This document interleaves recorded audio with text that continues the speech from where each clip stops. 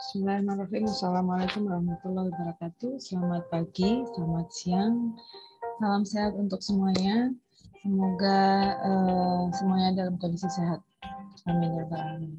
Baik, pada kesempatan kali ini mata kuliah dasar ilmu kesehatan masyarakat akan membahas tentang konsep sehat sakit dan level of prevention atau level dari pencegahan. Oke.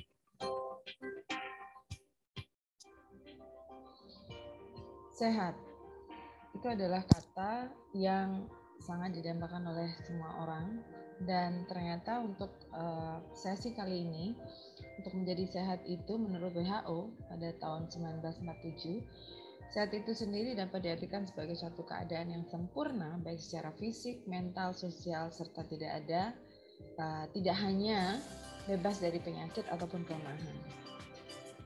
Definisi WHO tentang sehat mempunyai karakteristik berikut yang dapat meningkatkan konsep sehat yang positif.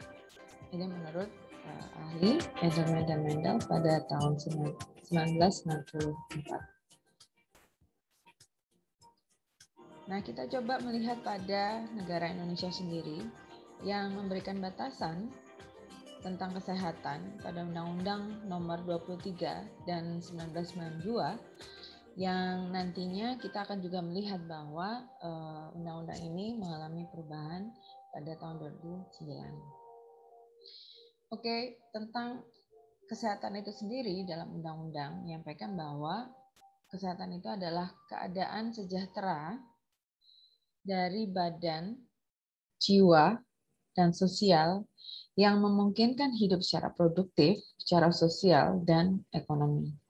Maka kesehatan harus dilihat sebagai satu kesatuan, tidak hanya secara fisik saja, tapi terdiri dari unsur-unsur, di antaranya adalah fisik, mental, sosial, dan di dalamnya kesehatan jiwa, yang merupakan menjadi bagian integral dari kesehatan.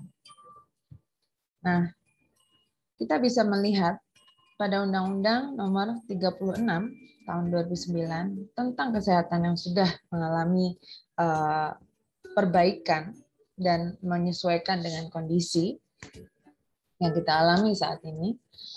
Di sini menyebutkan bahwa kesehatan adalah keadaan sehat baik fisik, mental, spiritual maupun sosial yang memungkinkan setiap orang untuk hidup produktif secara sosial dan ekonomis. Sedikit tambahan ya di sini tentang spiritual. Yang artinya tetap saja sebagai satu kesatuan yang utuh dari unsur-unsur fisik, mental, sosial, spiritual, ya, di dalamnya kesehatan jiwa merupakan bagian juga integral dari kesehatan. Nah, tentunya kita menambahkan dengan berbagai sumber daya di bidang kesehatan yang harus dipenuhi, yang harus kita perhatikan dan harus kita maksimalkan keberadaannya. Di antaranya adalah mulai dari dana, pembiayaan, tenaga, perbekalan kesehatan, sediaan farmasi, dan alat kesehatan serta fasilitas pelayanan kesehatan dan teknologi, yang tentunya itu akan sangat membantu sekali dalam pelayanan kesehatan. Upaya pelayanan yang dilakukan oleh baik itu pemerintah daerah, ataupun masyarakat, bahkan oleh pihak swasta dan lintas sektor yang lain. Ini berdasarkan H.L. Bloom, teori yang sangat umum sekali dipakai dalam ilmu kesehatan masyarakat. Dari teori yang beliau sudah sampaikan, ini menunjukkan adanya faktor-faktor determinan atau yang mempengaruhi status derajat kesehatan seseorang. Nah, kita bisa melihat ada 4 hal yang kita bisa di sini adalah mulai dari hereditar, keturunan, kemudian lingkungan, fasilitas kesehatan, dan perilaku seseorang itu sendiri. Keempat hal ini sangat mempengaruhi status atau derajat kesehatan.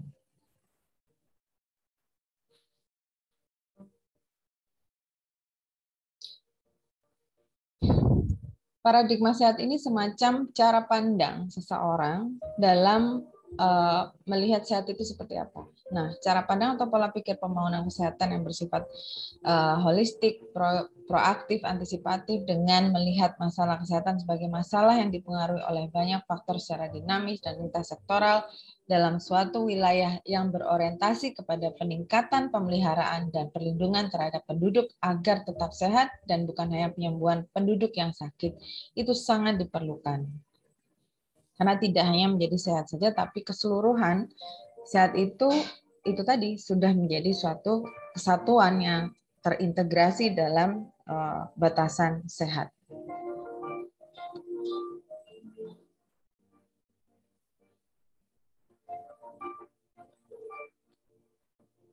Bagaimana dengan sakit? Nah, ini batasan dari sakit itu sendiri kita bisa melihat bahwa sakit itu seseorang dikatakan sakit apabila ia menderita penyakit yang menahun atau kronis atau gangguan kesehatan lain yang menyebabkan aktivitas kerja atau kegiatannya terganggu. Walaupun seseorang sakit, ini istilah sehari-hari seperti masuk angin, pilek, tapi bila ia tidak terganggu untuk melaksanakan kegiatannya, maka ia tidak dianggap sakit. Jadi hanya ketika dia merasa terganggu dengan kegiatannya, maka definisinya menjadi sakit. Tapi selama dia bisa menjalankan segala aktivitasnya, Anda tetap sehat.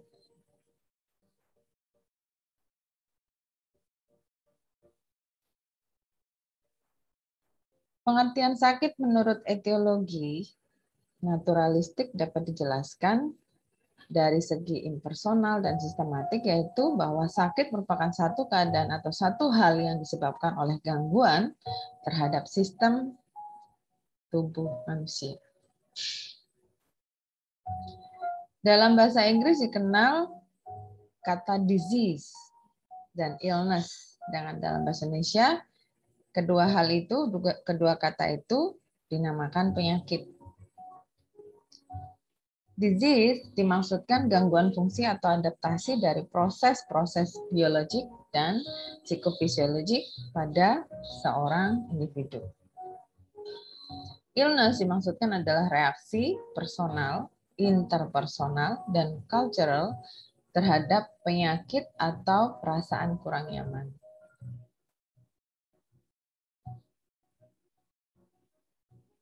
Para dokter mendiagnosis dan mengobati disease, sedangkan pasien mengalami illness dapat disebabkan oleh disease.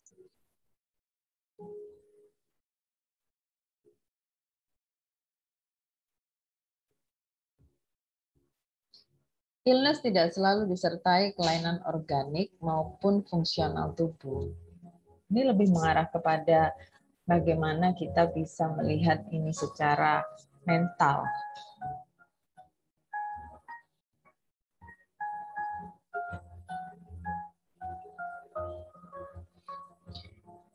Nah, ini kita perlu tahu nih.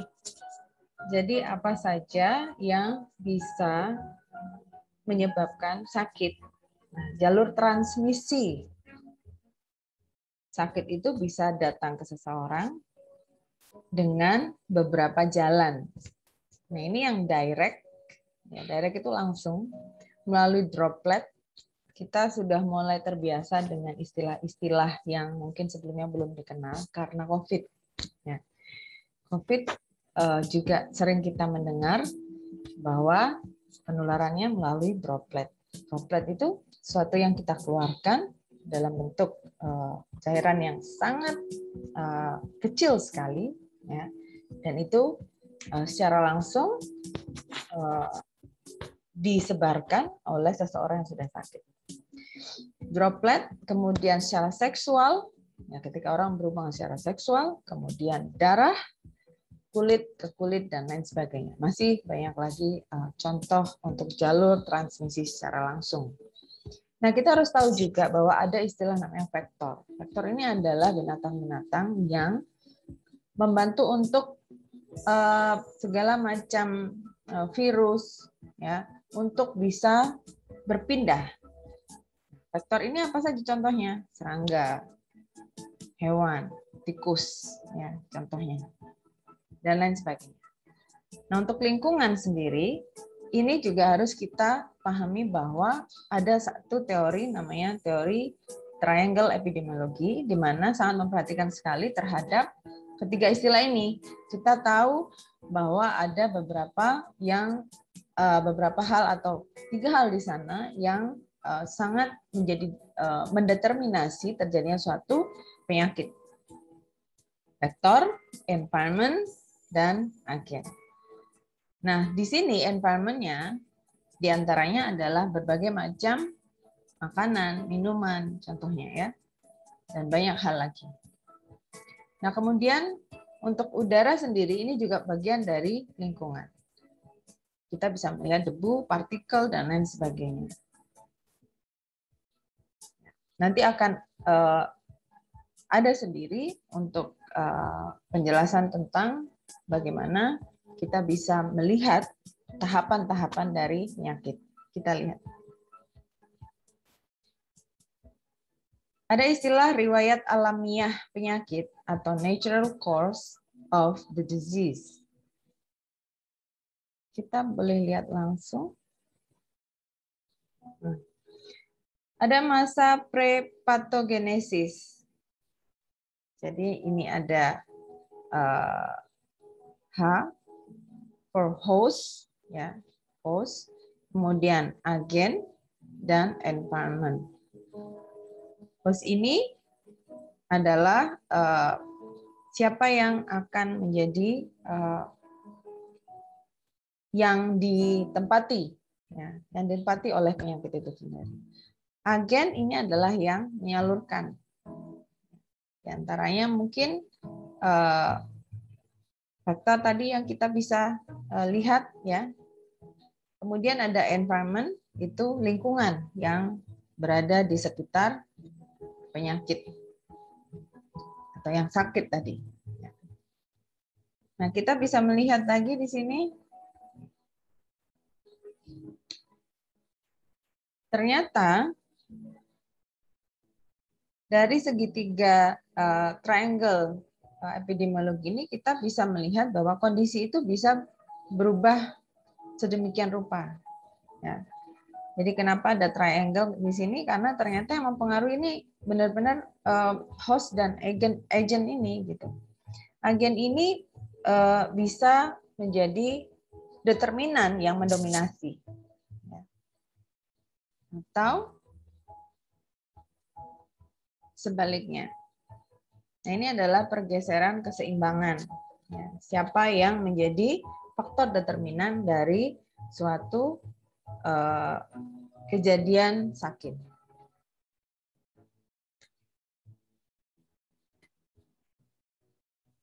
Nah, ini namanya horizon klinis. Secara klinis, kita akan mengalami masa patogenesis. Mulai dari awal terjadinya sakit, masa awal sakit, kemudian masa lanjut sakit, masa penyembuhan, dan pada akhirnya apakah seseorang tersebut akan meninggal, dan apakah mengalami kekronisan, cacat, atau sembuh. Kita lihat. Natural history of disease, riwayat alamiah penyakit. Istilah lainnya ya. Natural course of the disease. Perkembangan secara alamiah suatu penyakit di mana belum ada campur tangan secara medis, sehingga satu penyakit itu berlangsung secara natural. Nah, proses perjalanan penyakit tadi, seperti tadi ya, pergeseran dan bagaimana kita bisa melihat tahapan-tahapan itu, secara umum dapat dibedakan seperti ini. Proses perjalanannya itu yang pertama, prepatogenesis, tahap patogenesis, ya, masa inkubasi, kemudian tahap menjadi istilah penyakit dini, penyakit lanjut, dan tahap akhir dari penyakit yang tadi. Di mana Anda bisa merasakan apakah memang orang tersebut harus meninggalkan segala hal yang ada di dunia, ataukah mengalami bahkan kecacatan, sampai apakah memang sudah dinyatakan sembuh. Tahap prepatogenesis yang tadi ya terjadi di mana itu adalah tahap di mana terjadi antara host dan bibit penyakit lingkungan itu berinteraksi di luar tubuh manusia. Penyakit belum ditemukan sehingga daya tahan tubuh host masih kuat. Jadi seolah-olah memang masih dalam kondisi sehat. Tapi dia sudah terancam dengan adanya interaksi tersebut. Nah, untuk yang kedua adalah tahap inkubasi. Bibit penyakit sudah masuk ke dalam tubuh host, akan tetapi gejala penyakit belum nampak. Tiap penyakit mempunyai masa inkubasi berbeda-beda. Beberapa jam, hari, minggu, bulan, sampai bertahun-tahun.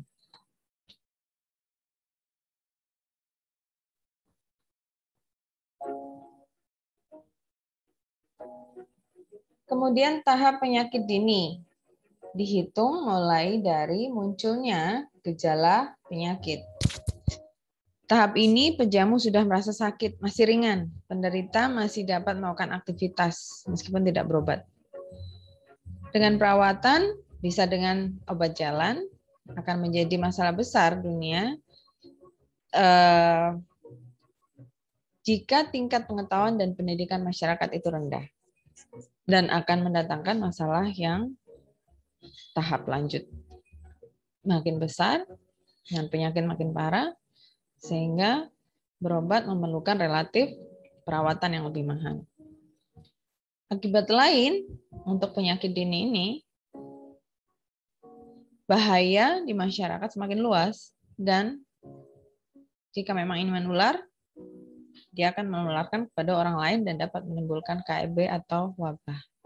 Seperti yang kita alami COVID-19.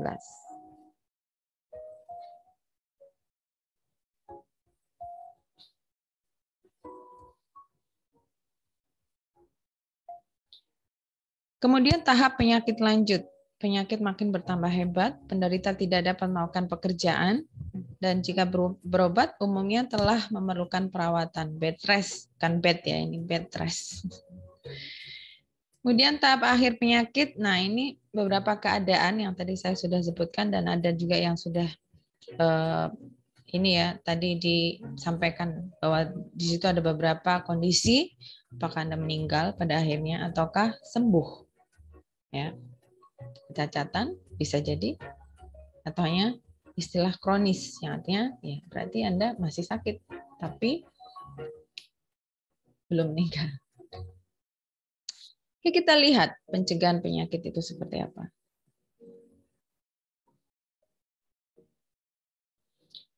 Level and Clark membagi usaha-usaha pencegahan dalam 5 tingkatan.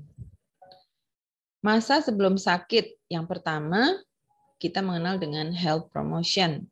Di sini tujuannya adalah mempertinggi nilai kesehatan, mempromosikan. Kemudian specific protection, ini adalah yang kedua, ini sebelum sakit ya. Memberikan perlindungan khusus terhadap suatu penyakit. Kemudian masa setelah penyakit, ini ada early diagnosis and prompt treatment. Mengenal dan mengetahui jenis penyakit pada tingkat awal, serta mengadakan pengobatan dan segera. Yang keempat, disability limitation, pembatasan kecacatan dan berusaha untuk menghilangkan gangguan kemampuan bekerja yang diakibatkan suatu penyakit. Dan yang terakhir adalah rehabilitasi. Rehabilitasi ini benar-benar yang memang memperbaiki untuk kembali menjadi seperti semula.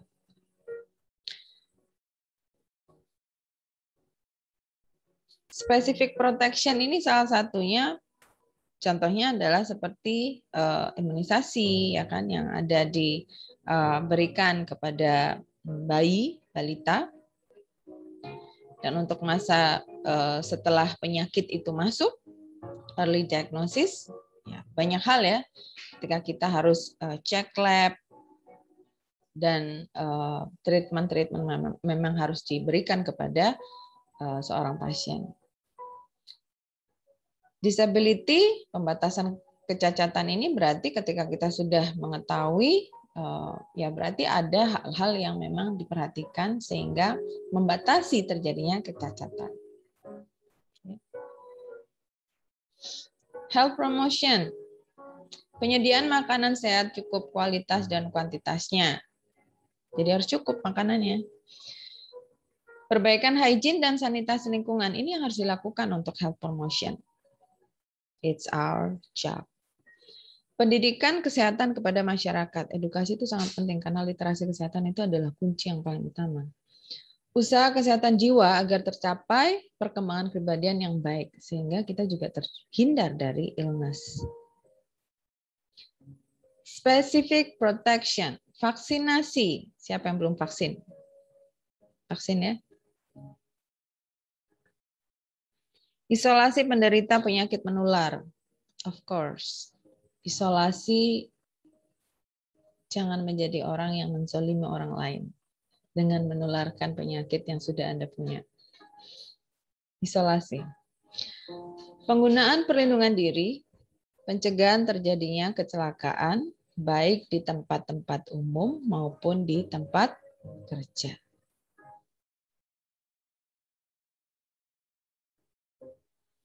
Diagnosis awal dan perawatan segera. Early diagnosis and prompt treatment. Tujuannya adalah pengobatan yang setepat-tepat dan secepat-cepatnya dari semua jenis penyakit sehingga dapat tercapai penyembuhan yang sempurna.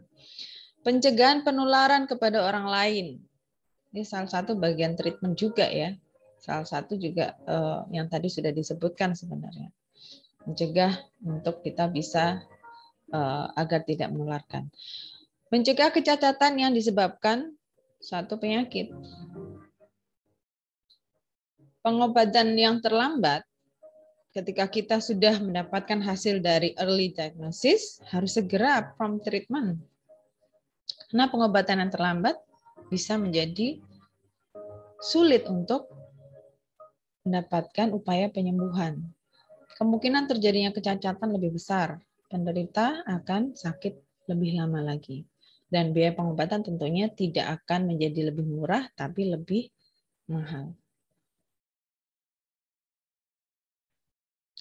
Beberapa usaha early diagnosis and prompt treatment diantaranya adalah mencari penyakit atau screening ya, mencari penderita maaf, mencari penderita dalam masyarakat dengan jalan screening atau pemeriksaan.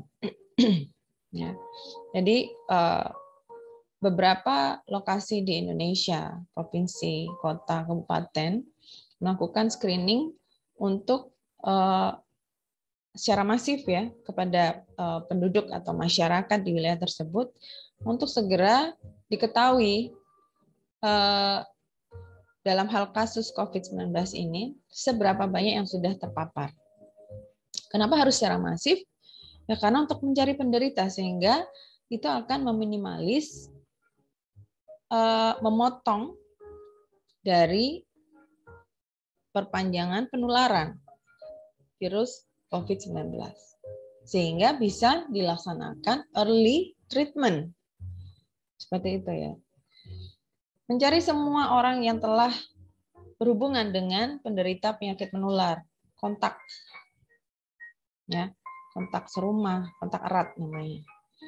Pendidikan kesehatan kepada masyarakat agar mereka dapat mengenal gejala penyakit pada tingkat awal dan segera mencari pengobatan. Disability limitation. Mengurangi risiko kecacatan itu sangat penting dengan pengobatan dan perawatan yang sempurna agar penderita sembuh kembali dan tidak cacat. Bila sudah terjadi kecacatan, maka dicegah agar kecacatan tidak berat dan fungsi alat tubuh yang cacat dipertahankan semaksimal mungkin, bahkan mungkin bisa dilakukan rehabilitasi untuk bisa hilang cacatnya. Dikurangi ya efek dari kecacatan itu. Rehabilitasi sendiri adalah usaha untuk mengembalikan bekas penderita ke dalam masyarakat sebagai hal yang dapat berfungsi lagi dan sebagai anggota masyarakat yang berguna untuk dirinya ataupun masyarakat semaksimal mungkin sesuai dengan kemampuan penderita.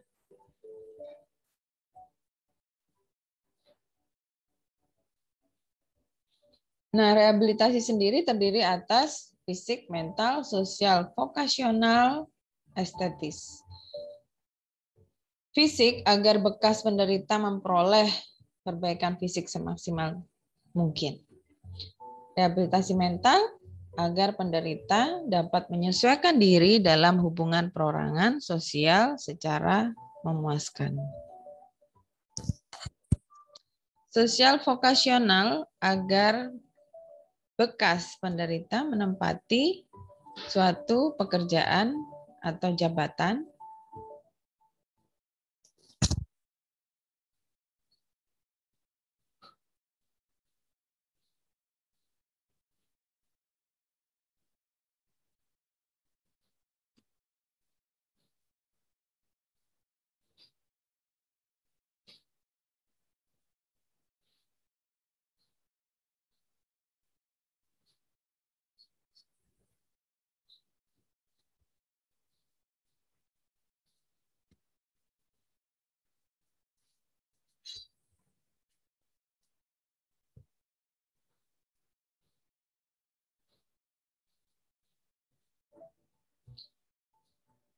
dalam masyarakat dengan kapasitas kerja yang semaksimalnya sesuai dengan kemampuan.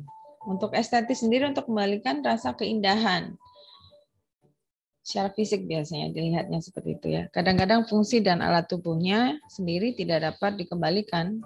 Misalnya harus menggunakan mata palsu, harus menggunakan kaki atau tangan palsu, dan lain sebagainya. Last but not least, kita bisa melihat di sini, ini adalah semacam matriks untuk kita bisa melihat pencegahan-pencegahan yang kita bisa laksanakan melalui 5 tingkat usaha pencegahan penyakit yang disesuaikan dengan riwayat penyakit untuk mempertinggi nilai kesehatan. Namun sebelumnya kita mungkin perlu tahu bahwa penyakit terjadi karena gangguan keseimbangan, di antaranya 3 faktor, ya, penyebab penyakit dasar, kemudian ada host, penjamu, dan lingkungan hidup, environment. Ya, agen, host, environment. A, H, E. Ya. Nah, ini kita bisa lihat ketika seandainya di sini ada stimulus sebagai penyebab penyakit langsung ini bisa kita atasi, maka secara subklinis kita bisa mengalami kesembuhan ataukah bahkan pada kondisi meninggal. Ya, jadi ini ketika kita sudah mengalami pengobatan, perawatan, dan lain sebagainya, maka kita bisa juga menjadi dalam kondisi yang sehat 100%. Ya. Oke. Ini adalah contoh yang kita bisa lihat. Mungkin banyak sekali contoh-contoh yang lain yang bisa Anda kembangkan. Di sini ada data sebuah puskesmas menunjukkan bahwa persentase temuan baru kasus TB, tuberkulosis, terdapat kecenderungan meningkat, yaitu sebanyak 35% meningkat dari data sebelumnya, yaitu 29%. Sebagai upaya penemuan yang lebih intensif, dalam rangka peningkatan case notification rate, ya, ini untuk kita bisa melihat rata-rata kasus. Jadi rata-rata kasusnya ini sekarang pada level yang berapa. Sehingga ini ada semacam pemberitahuan ya. Tingkat rata-rata kasus. Maka dilakukan upaya penjangkauan suspek yang terduga sebagai pembawa penyakit di tingkat terdekat dari penderita atau kontak tracing, yaitu screening dengan melakukan screening atau penelusuran atau pemeriksaan ya sebagai early diagnosis pada anggota keluarga, tetangga penderita yang sering berkontak dengan penderita, ya, kontak erat. Ini namanya kontak tracing. Upaya tersebut dalam level of prevention, termasuk dalam level pencegahan early diagnosis and prompt treatment. Ya. Kemudian disability limitation, specific protection, health promotion, and rehabilitation.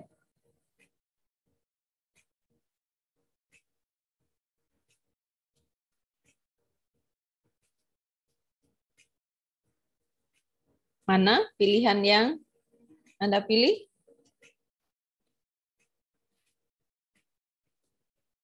Early diagnosis and prompt treatment. Ini pilihan ya.